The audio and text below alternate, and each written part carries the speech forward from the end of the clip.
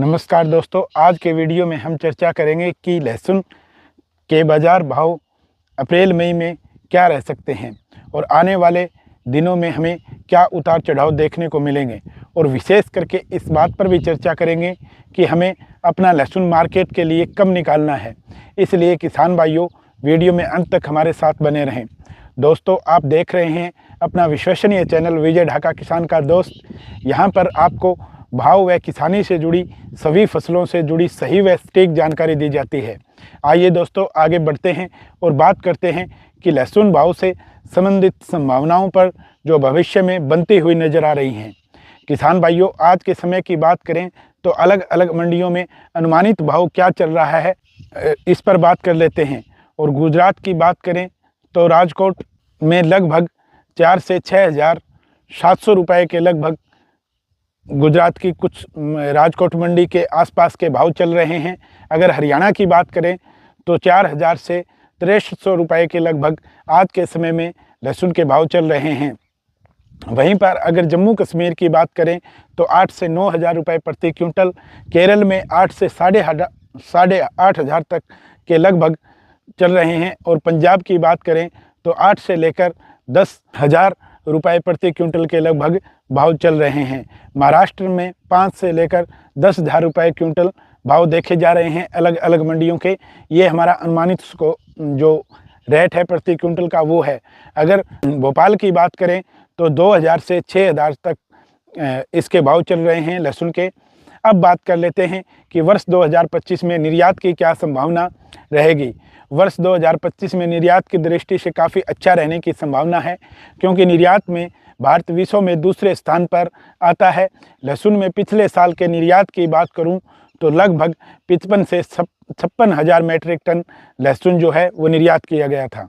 जिन देशों में भारत का लहसुन बड़े पैमाने पर निर्यात किया जाता है वो हो गया Mexico, Netherlands, America, Australia, Malaysia, Brazil, Canada आदि अनेक मुख्य देशों में भारत का लहसुन काफ़ी पसंद किया जाता है। निर्यात की बात करें तो मार्च के महीने में लास्ट तक 45 से 50,000 टन जो लहसुन का निर्यात पूरा हो जाने की संभावना है। अब बात कर लेते हैं किसान भाइयों भाव की दृष्टि से कि हमें स्टॉक करना है तो कब करना है, क्योंकि ये एक ऐसी फसल है जिसको हम थोड़े समय के लिए स्टॉक भी कर सकते हैं अगर अच्छी तरीके से भंडारण किया जाए तो। अब बात कर लेते हैं अप्रैल से लेकर 20 मई तक भंडारण आप कर सकते हैं, क्योंकि इस बीच में आवक बढ़ने से भाव में उछाल ना के बराबर रहने की संभावना है। थोड़ी बहुत गिरावट ही हमें देखने को मिल सकती है। अब बात कर लेते हैं कि भारत जहाँ पे दूसरे स्थान पे है और चाइना की बात करें तो लगभग प्रथम स्थान है। अब चाइना में वृद्धि कितनी होगी इस बार लहसुन, क्योंकि भारत में भी लहसुन अच्छा खासा लगाया गया है भाव को देखते हुए पिछले सालों के, तो चाइना में 7 लाख टन की वृद्धि होने की संभावना है पिछले साल की अपेक्षा। और भारत में लहसुन पिछले साल जो बिका था वो 32 से 33,000 के लगभग बिका था। तो यहाँ अगर निर्यात की बात करें तो पिछले साल भारत के लहसुन को अच्छा पसंद किया गया था, तो निर्यात में बढ़ोतरी की संभावना है। और हमारी 10-12 जो एक्सपोर्ट कंपनियां हैं जो बाहर लहसुन को भेजती हैं वो अच्छे निर्यात के आंकड़ों के साथ आगे बढ़ रही है। और अभी भी भारत का लहसुन बाहर एक्सपोर्ट किया जाता है, क्योंकि पिछले साल ज़्यादा भारत के लहसुन को पसंद किया गया था, इसलिए निरंतर अब की बार भी निरंतर अच्छा निर्यात चल रहा है। कंपनियों के साथ अच्छे निर्यात की डील होती जा रही है। अगर लहसुन की तेज़ी मंदी रिपोर्ट की बात करूं तो अगले 10 अप्रैल तक आपको जो इसका भाव है वो स्थिर रहने की संभावना है। 200 से 400 रुपये प्रति क्विंटल कम या ज़्यादा हो सकता है, इसमें बहुत बड़ा उतार चढ़ाव नहीं आएगा। 10 अप्रैल तक ये भाव जो है वो स्थिर रहने की संभावना है। इससे निराश होने की ज़रूरत नहीं है। अगले कुछ दिन 1,000 से 2,000 की गिरावट भी देखने को मिल सकती है। 10 अप्रैल के बाद की बात करें तो कुछ समय के लिए हमें 1,000-2,000 की गिरावट देखने को मिल सकती है किसान भाइयों। लेकिन चीज़ों की सावधानी रखनी चाहिए व्यापारियों को, और कुछ आम उपभोक्ता को भी इसकी सावधानी रखनी चाहिए। इसमें बात करें तो किसान भाइयों, चीन का लहसुन जो भारत की मंडियों के अंदर अगर भाव इसके बाद बढ़ता है तो चीन का जो लहसुन है वो भारत की मंडियों में अपने लहसुन को घुसाने की कोशिश करेगा। तो इस पे सबसे चिंता जनक बात होती है जिसके कारण हमारा भाव गिरता है। तो मैं तो आम किसानों से और उपभोक्ताओं से भी यही अपील करता हूं कि चाइनीज़ लहसुन की क्वालिटी हमारे लहसुन के अपेक्षा बहुत ज़्यादा बढ़िया नहीं है, बहुत ज़्यादा कम है। इसलिए किसान भाइयों, चाइना के लहसुन को खरीदने की अपेक्षा हमारे किसानों का लहसुन आप खरीदें।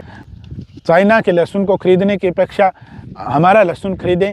इससे हमारे किसान भाइयों का फ़ायदा होगा और इसमें बहुत ज़्यादा गिरावट नहीं आएगी और भाव एक सामान्य जो मैंने बताया है उस टाइम के बाद आपको बढ़ता हुआ नज़र आएगा।